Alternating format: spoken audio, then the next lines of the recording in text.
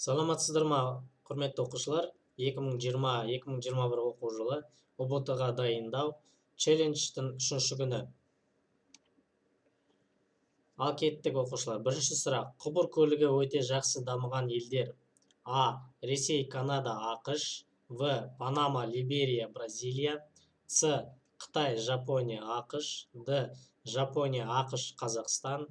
Е. Австралия, Аргентина, Қытай. Яғни құбыр көлігі өте жақсы дамыған ел ол Ресей, Канада, ақш. Екінші сұрақ. Машина жасау өндірісінің мамандануы. А. Заттық бөлшектік дайындама. В. Заттық бөлшектік технологиялық. С. Заттық бақылау технологиялық. Д. Дайындама бөлшектік технологиялық. Е. Ғылымилық бөлшектік бақылау.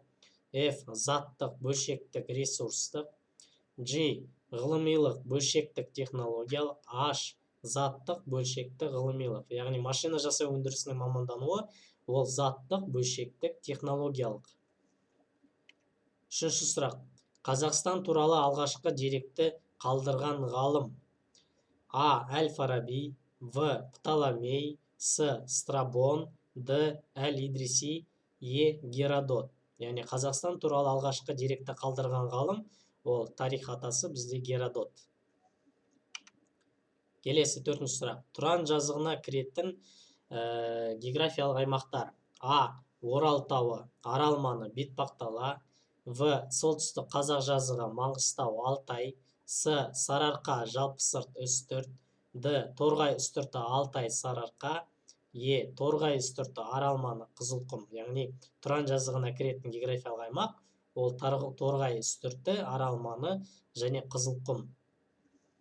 Бесінші сұрақ.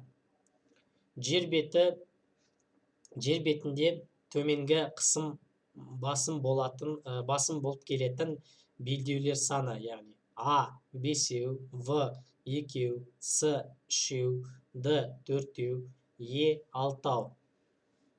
Яғни дұрыс жауап 3. Келесі алтыншы сұрақ. Тынық мұхитының Америка жағалауында өтетін ағыстары. А. Гольфстрим. В. Перу. С. Солтүстік. Д. Канар. Е. Муссон. Ф. Калифорния. G. Сомали. H. Лабрадор. Яғни бұл сұрақта екі дұрыс жауап Перу және Калифорния. Жетінші сұрақ. Экологиялық жағдайы нашар аудандар. А. Орманды алқаптар. В. Ядролық полигон аймағы. С. Жайылымдар. Д. Егістіктер. Е. Суармалы егіншілікпен айналысатын аймақтар. Ф. Мұнай газ кен орындары. G. Шабындықтар. H. Таулы аудандар. Яғни бұл сұрақта екі дұрыс жауап экологиялық жағдайы нашар аудандар, ядролық полигон аймағы және мұнай газ кен орындары. Келесі 8-ші сұрақ. Латын Америкасының солтүстігіндегі мемлекет. А. Чили. В. Венесуэла. С. Мексика. Д. Панама. Е. Бразилия. Міне картадан көріп отырсыздар.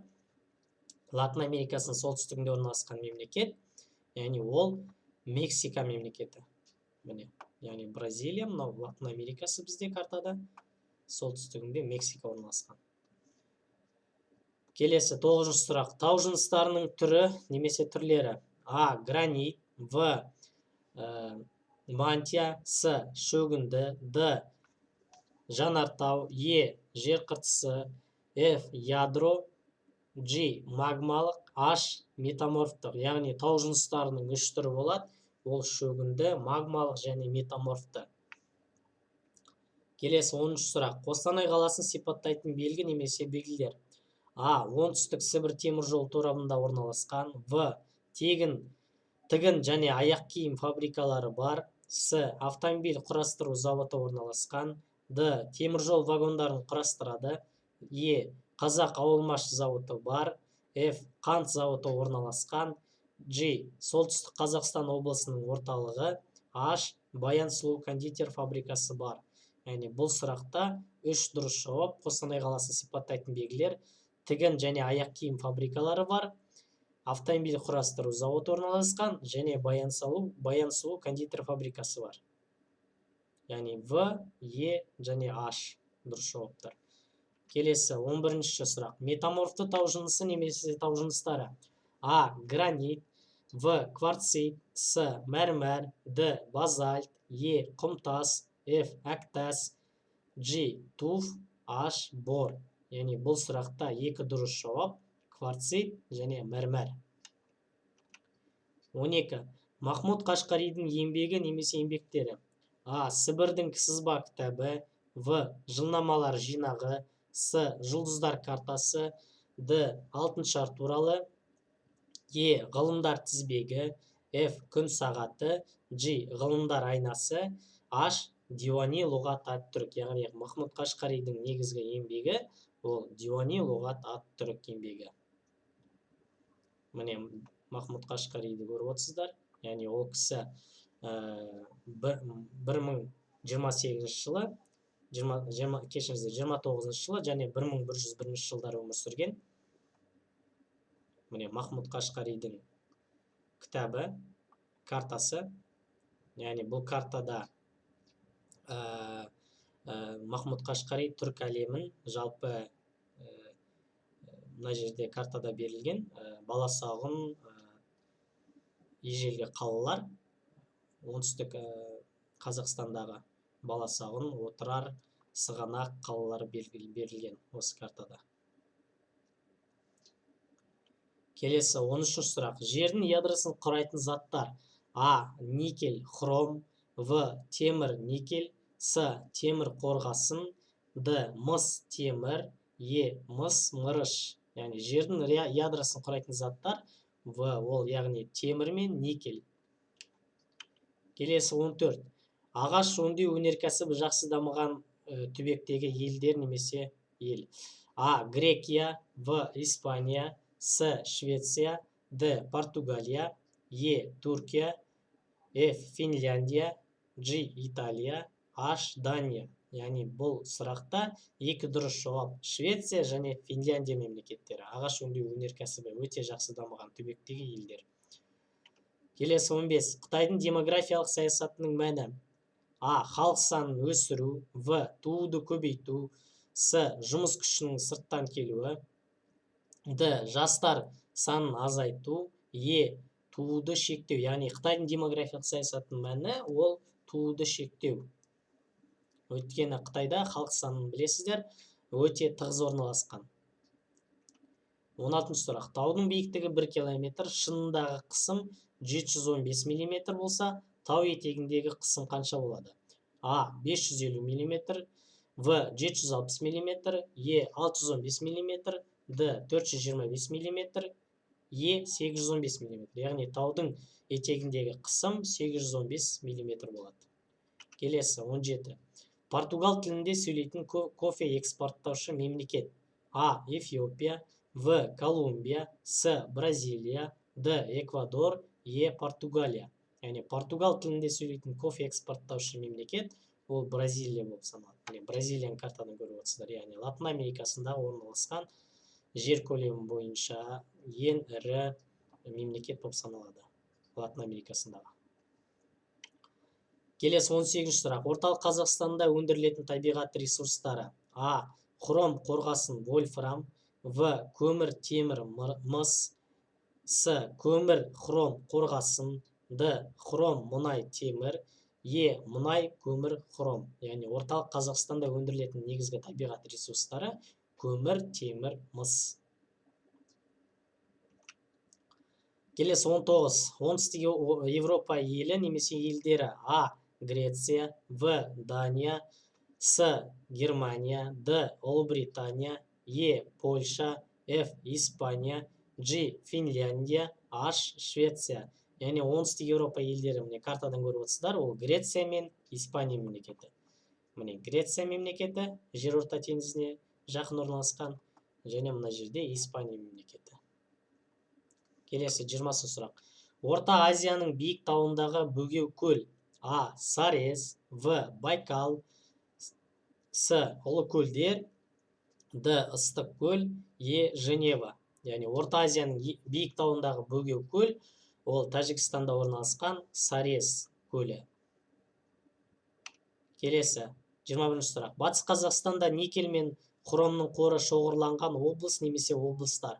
А. Ақмола, В. Маңғыстау, С. Шығыс Қазақстан, Д. Қызылорда, Е. Оңтүстік Қазақстан, Ф. Қостанай, G. Ақтөбе, H. Қарағанды. Яғни Батыс Қазақстанда никель мен хромды негізгі шоғырланған облыс ол Ақтөбе облысы.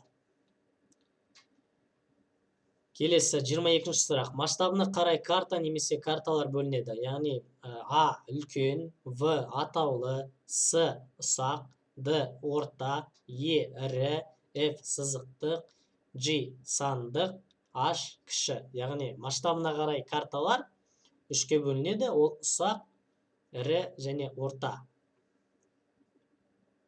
Келесі 23. Солтүстік Американың өзені. А. Сенегал, В. Муррей, С. Виктория, Д. Миссисипи, Е. Амазонка. Яғни Солтүстік Американың ең ірі өзені ол бізде Миссисипи болып саналады. Міне картадан көріп отырсыздар, Миссисипи өзені, яғни ең бастауын алатын ірі тау жүйесі ол Кордильер тау жүйесінен бастау алады. Мына жерде міне көріп отырсыздар, ол Атлант мұхитының алабына жататын өзен болып саналады. Келесі 24. Шығыс Қазақстан мен орталық Қазақстанның экономикасындағы ұқсастық. А. Энергетика саласының дамуы. В. Елдің ғылыми орталықтарының шоғыры. С. Металлургия өнеркәсібінің жетекші болуы. Д. Панталық шаруашылықтың дамуы. Е. Егін шаруашылығының жақсы дамуы. Яғни Шығыс Қазақстан, орталық Қазақстан экономикасында ұқсастық, ол металлургия өнеркәсібінің жетекші болуы. Келесі 25-ші сұрақ. Халқы шетелге жиі қоныс аударып саны кему үстіндегі облыстар. А. Алматы, Маңғыстау, В. Қызылорда, Батыс Қазақстан, С. Қостанай, Алматы, Д. Шығыс Қазақстан, Солтүстік Қазақстан, Е. Оңтүстік Қазақстан, Қарағанды. Яғни халық шетелге жиі қоныс аударып саны кем жатқан облыстар ол Шығыс Қазақстан мен Солтүстік Қазақстан. Келесі 26. Балтық маңы елінің астанасы. А. Берн, кешіңіздер. В. Прага, С. Рига, Д. Вена, Е. Осло. Яғни Балтық маңы елінің астанасы ол Рига болып саналады. Келесі 27-ші сұрақ. Экономикалық маманданудың белгісі. А. Тарихи қалыптасқан шаруашылық жоқ. В. Жалпы ішкі өнімге кері әсер ету. С. Қызмет көрсету құнының қымбаттығы. Д. Көрші экономикалық ауданмен байланыстың болмауы. Е. Өндірілген өнім құны басқа аудандардан арзан. Яғни экономикалық маманданудың басты белгісі өндірілген өнім құны басқа аудандардан арзан болуы. Келесі 28-ші сұрақ. Қар суымен қоректенетін өзен немесе өзендер. А. Нұра 978 км, В. Сырдария өзені, С. Ертіс өзені, Д. Лепсі, Е. Сағыз 511 км, Ф. Іле, G. Жайық 2428 км, H. Қаратал. Яғни бұл жердегі қар суымен қоректенетін негізгі өзендер Нұра, Сағыз және Жайық өзендері. Міне картадан көріп отырсыздар. Нұра, яғни ол орталық Қазақстанда орналасқан өзен. Міне картадан көріп отырсыздар. Яғни оның саласы Шерубай Нұра болып табылады міне жерде. Жайық пен Сағыз өзендері ол Каспий теңізінің алабына құятын өзендер. Келесі 29. Мұнай кендері экспортталатын бағыт. А. Қытай, Жапония, Ф. Канада, Латын Америкасы, С. Ресей, Қытай, Д. Австралия, Европа, Е. Парсы шығанағы және Жапония. Яғни мұнай кендері экспортталатын бағыт ол Парсы шығанағы мен Жапония. Келесі 30 сұрақ. Эхолоттан жіберілген дыбыс 12 секундтан кейін оралса, су тереңдігі қанша метр болады? Яғни А. 9000 метр, В. 8000 метр, С. 6000 метр, Д. 7000 метр, Е. 1000 метр. Яғни 12 секунд эхолоттан жіберілген дыбыс 12 секундтан кейін оралса, су тереңдігі 9000 метр болады. Жақсы оқушылар, Бүгін үшінші нұсқаны талдадық. Назар қойып тыңдағандарыңызға рахмет. Келесі кездескенше сау саламатта болыңыздар.